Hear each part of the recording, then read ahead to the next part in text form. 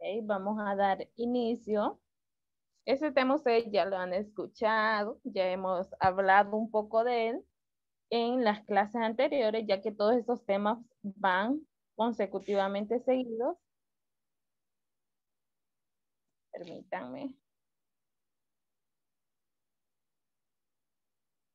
Y el tema que vamos a abordar el día de Profe, hoy, disculpe, profe. Me pasó la historia, es que el internet me sacó. permítanme. Génesis. Ok. Sí, Jóvenes, si tienen problemas con su internet, igual la clase va a quedar grabada para que ustedes la puedan observar después por el modo, porque sé que no solo ustedes han tenido problemas con el internet, sino que ya me lo han comunicado varios alumnos. Así que eso no sí, está profe, a la porque Ivy tampoco puede entrar porque tiene problemas. entendido. Sé que eso no está al alcance de nuestras manos, pero igual la clase va a estar grabada para que usted la pueda observar después. Muy bien, el tema que vamos a abordar el día de hoy es Honduras en el siglo XX. Vamos a observar qué fue lo que pasó en ese siglo XX, donde, como anteriormente lo mencionaba, hemos venido hablando sobre él en el tema anterior, pero el día de hoy sí, vamos a enfocarnos en ese siglo XX. Y antes de iniciar, hay que reconocer también que dentro de todo eso, ese proceso de historia está la Federación Centroamericana, que después de la ruptura entre la década de 1840 y 1870, Honduras pasó por un periodo de mucha inestabilidad económica. Cambiando el concepto que nosotros tenemos, bueno, que yo tengo en la presentación, ¿quién más reconoce a la Federación Centroamericana y sabe que dentro de ella hubo un personaje sumamente importante? Sí, la República Centroamericana, que fue el estado de los 5 estados, de los 6 estados centroamericanos, contando de los Altos, Muy bien. que con el general Francisco Morazán, que fue dictador de la República por bastante tiempo y fue un político y militar liberal que luchó por mantenerla unida.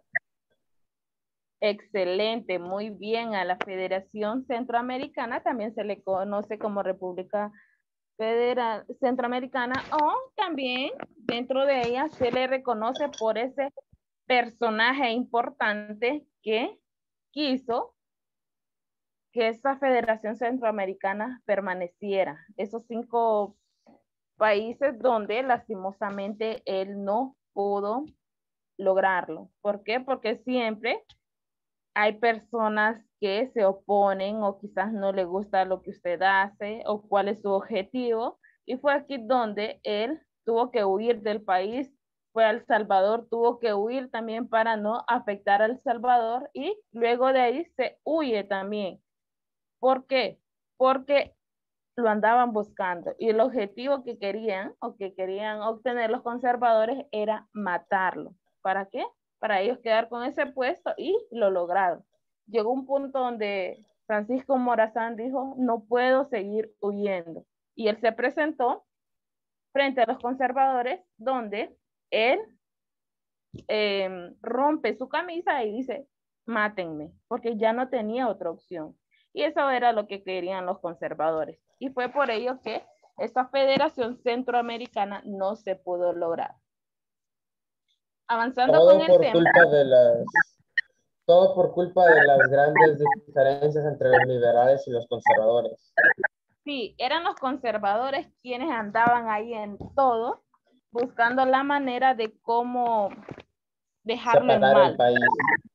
Así es, ya que lo que ellos querían era de que cada país tuviera su representante o su presidente con sus propias leyes. Y al final se cumplió lo que ellos querían, porque cada país tiene su presidente, tiene sus leyes. Incluso yo he escuchado que el presidente de El Salvador, eso es lo que él tiene como pensamiento de que volvamos a unirnos y que seamos un solo país, pero eso va a estar bastante difícil, ya que observamos nosotros en nuestro país que se pelean por obtener un cargo político, no digamos que solo un presidente gobierne esos 5 países. Entonces es algo bien difícil y más en la política. He estado escuchando bastantes rumores sobre esas votaciones de este año y van a ser peligrosas porque dentro de ellos es posible hasta matan para poder obtener un cargo. Y no es para beneficio del pueblo, porque todo el que entra es a robar. Y en lo mínimo que se acuerdan es en el pueblo, en las necesidades que tienen, sino que solo se enfocan en observar las necesidades que ellos tienen. Este tema es bastante amplio, chicos. Aquí van a poder participar todo lo que ustedes deseen. Y dentro de esta federación, recordemos que llegó también la independencia de cada uno de estos países, donde Centroamérica se separa de España, el cual se logró un 15 de septiembre de 1821. Y vamos a observar así un poco sobre las candidaturas que se obtuvieron en ese siglo, donde este personaje fue muy famoso. Solamente coloqué esto aquí, pero ustedes ya están maquinando el nombre de ese personaje. Vamos a ver si saben. No es Carías. Sí, Tiburcio Carías, no, perdón, al periodo que él tuvo, se le conoció como el Cariato de 1933. ¿Por qué? Porque él toma el poder de ser representante del país. A la candidatura de Tiburcio Carías Andino se le conoce también como una dictadura militar. Y ya vamos a ver por qué. El Cariato de 1933 fue un periodo político bajo el mando de Tiburcio Carías Andino, quien ya estando en el poder presionó al Partido Nacional de Honduras para que iniciara una campaña para poder convencer al pueblo de que solo la continuación en el poder podría mantener el orden, la paz y la seguridad en el país, donde esta dictadura militar lo que buscaba era seguir siendo el presidente. ¿Saben ustedes cuántos periodos obtuvo esta persona en el poder? Bueno, él estuvo por décadas. Él estuvo 4 periodos, lo cual quiere decir que fueron 16 años bajo una dictadura militar. Fue bastante tiempo donde él quería seguir continuando ese proceso, donde lastimosamente en esos tiempos no habían elecciones. Ellos solo decían, yo soy el presidente, y quién lo sacaba de esa posición. manera de pensar. Ellos solo... Él tenía el ejército. Podía hacer lo que quisiera. Sí. Entonces ellos mismos tenían el poder. Y fue bastante largo esos años porque en cierto punto, así como todas las personas tenemos aspectos positivos y negativos, en el caso de Tiburcio Carías Andino, él dio algunos aportes a nuestro país, como las calles de Comayagüela, el avance en materia de aviación y mejoró las Fuerzas Armadas. ¿Por qué las mejoró? Porque él era un militar, entonces tenía que tener las armas más con mejor condicionamiento, porque él formaba parte de esa Fuerza Armada. ¿Saben ustedes dónde se divide Comayagüela y Tegucigalpa? En el río. ¿En cuál río? En Río Chiquito.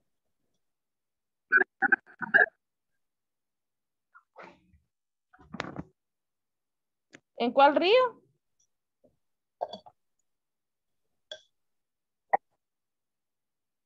Disculpe que no le escuché, Esteban. Ay, en Río Grande. Ah, Río Río Grande. Grande. O también nosotros lo conocemos como el río, chicos, como el río O el río. Choluteca. Muy bien, Sí, Francis. Y los labios, no se preocupe. Y es aquí donde nosotros observamos que cuando queremos ir o vamos hacia el centro, ese puente o ese río es la división de Comayagüela y Tegucigalpa. Muy bien. Vamos a continuar. Aquí también vamos a observar algunos aportes que forman parte de esa dictadura militar de Tiburcio Carías Andino. Él fue el que creó la Escuela Nacional de Bellas Artes. También uno de los aportes muy importantes que él realizó fue que canceló las deudas externas y internas que en ese tiempo nuestro país tiene. En este momento creo que ya Juan Orlando debe todo el territorio porque hay una gran deuda externa con los demás países donde no se ha cancelado absolutamente nada. También dice que mejoró las Fuerzas Armadas, como anteriormente lo mencionaba, él formaba parte de esa fuerza militar donde él tenía que brindar el mejor apoyo a esas Fuerzas Armadas. También se dice que disminuyó el delito común.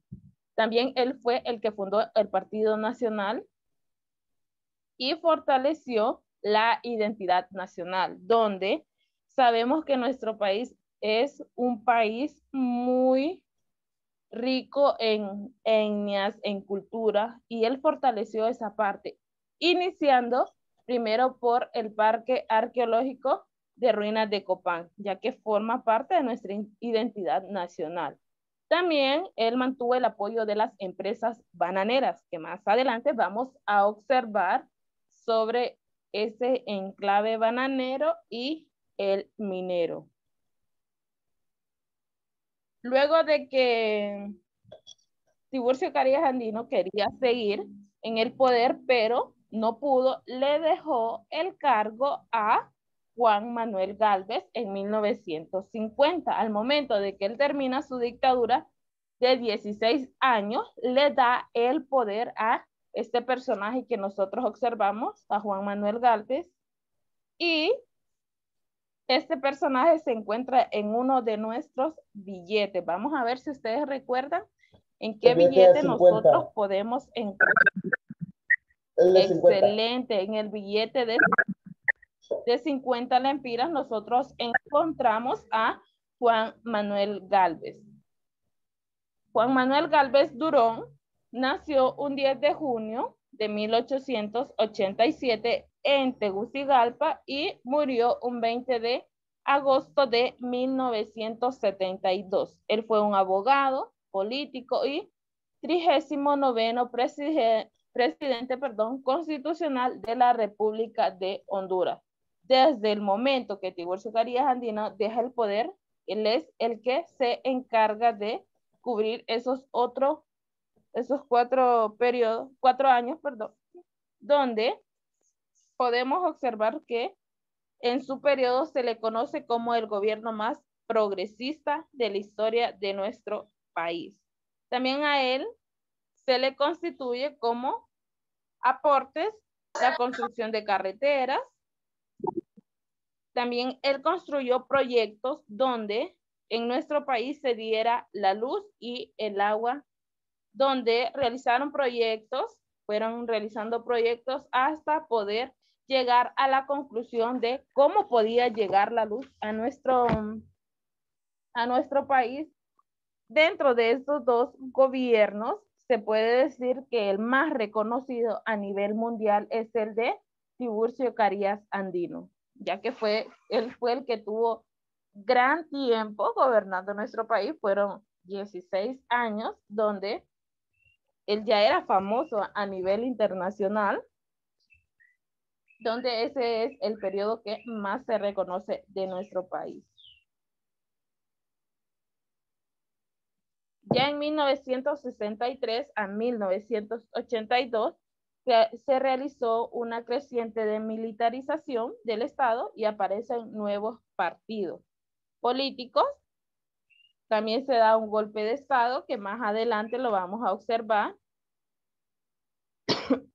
A estos gobiernos que anteriormente hemos mencionado, el de Juan Manuel Gálvez y el de Tiburcio Carías Andino, se le reconocen como gobiernos militares, donde en esos tiempos Honduras estaba conformada por liberales y conservadores. Estos mismos eran los nuevos partidos políticos. Los liberales eran el Partido Liberal que hoy en día nosotros conocemos y los conservadores son los cachurecos o el Partido Nacional.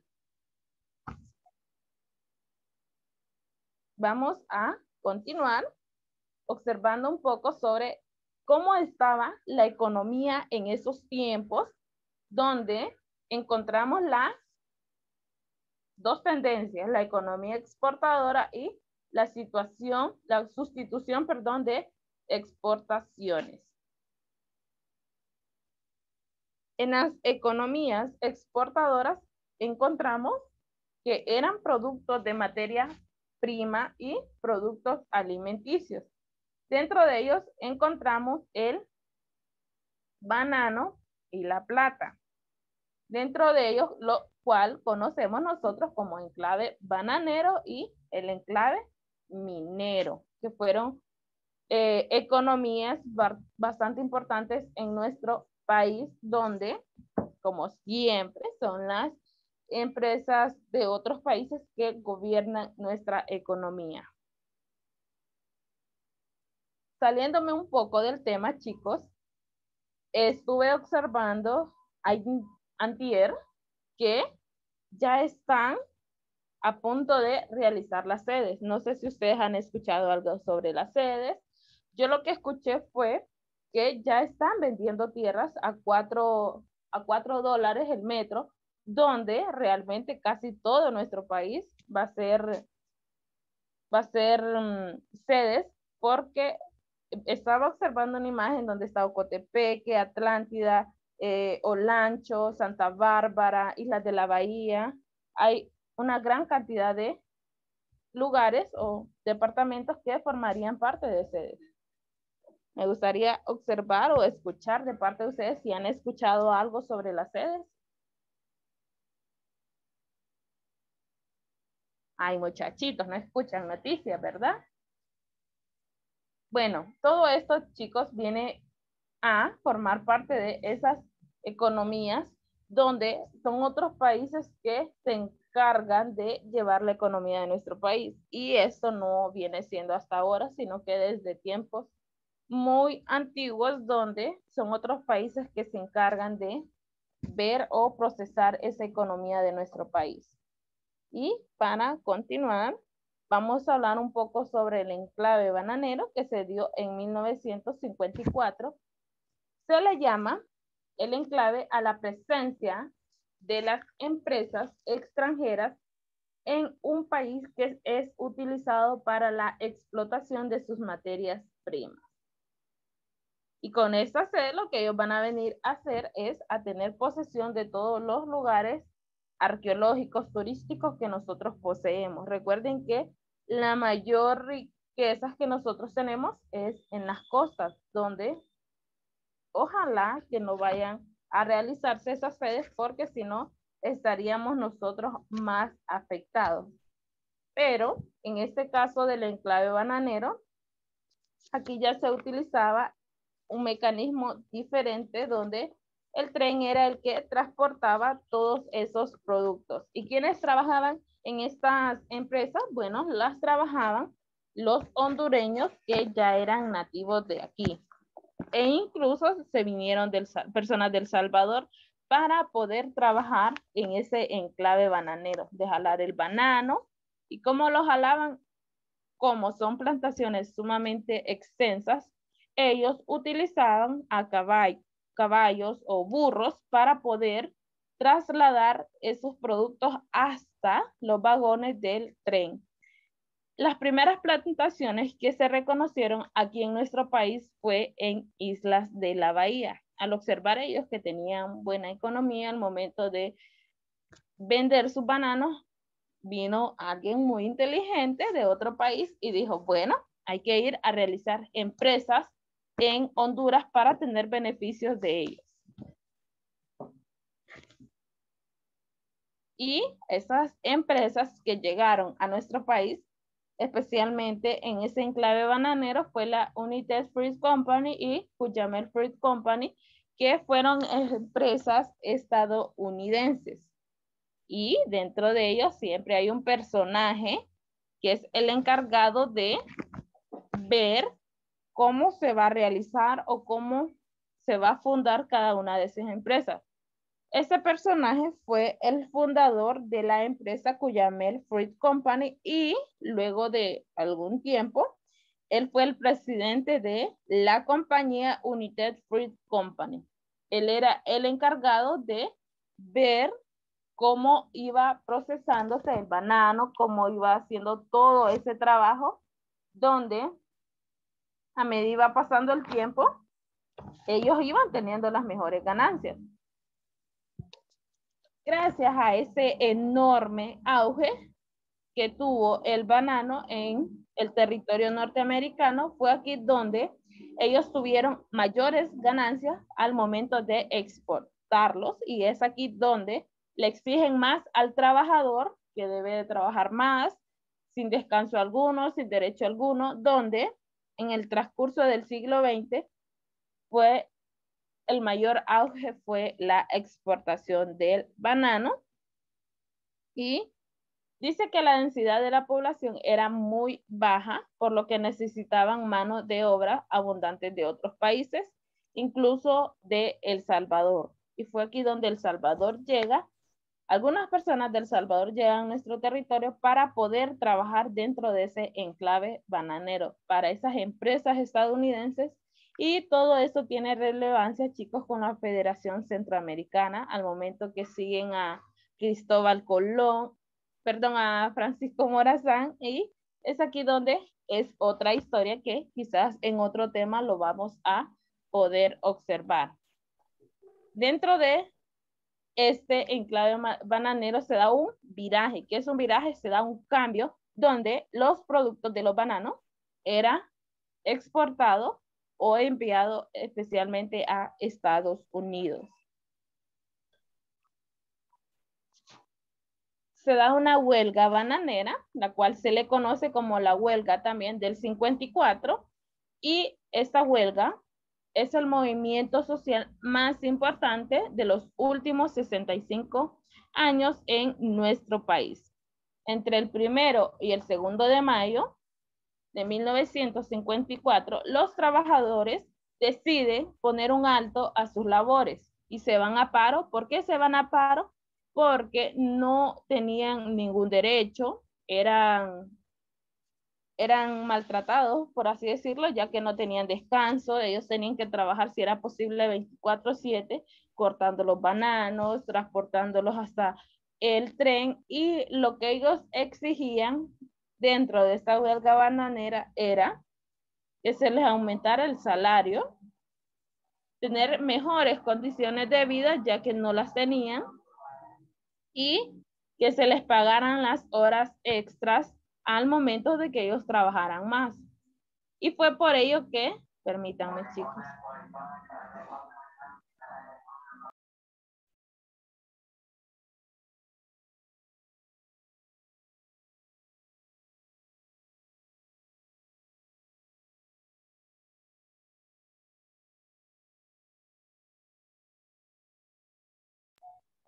Bueno, y fue por ello que esta huelga se realizó, para que ellos tuvieran mejores condiciones de vida. Y vean ustedes la gran cantidad de personas que se puede observar en la imagen. Era un gran cultivo que se daba del banano. Luego de eso, vamos a observar algunas sustituciones de importaciones. ¿A qué nos referimos con eso? Es aquí donde cambian los productos que se enviaban a X país para poderlos enviar a otro. Sustitución de importaciones. Esto se dio a producto de la Primera Guerra Mundial, donde los mercados internacionales se reducen debido a las guerras mundiales. ¿Por qué se reducen? Porque en ese tiempo no había quién o cómo exportaran todos esos productos. ¿Por qué no se podían exportar? Ya que habían tenido una guerra, no tenían cómo transportar esos productos o no tenían la economía suficiente para poderlos comprar. La segunda dice, los países latinoamericanos empezaron a elaborar productos que antes importaban de otros países. En este caso, ya que no podían comprar, entonces ellos buscaron la manera de cómo cultivarlos para sustituirlos por los productos que ellos exportaban o importaban de otros países. En el caso de nosotros, ¿qué productos nosotros no cosechamos?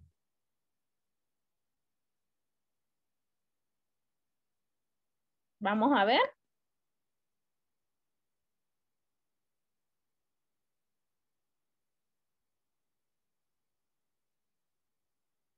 Manzanas, por ejemplo, creo que no cosechamos eso.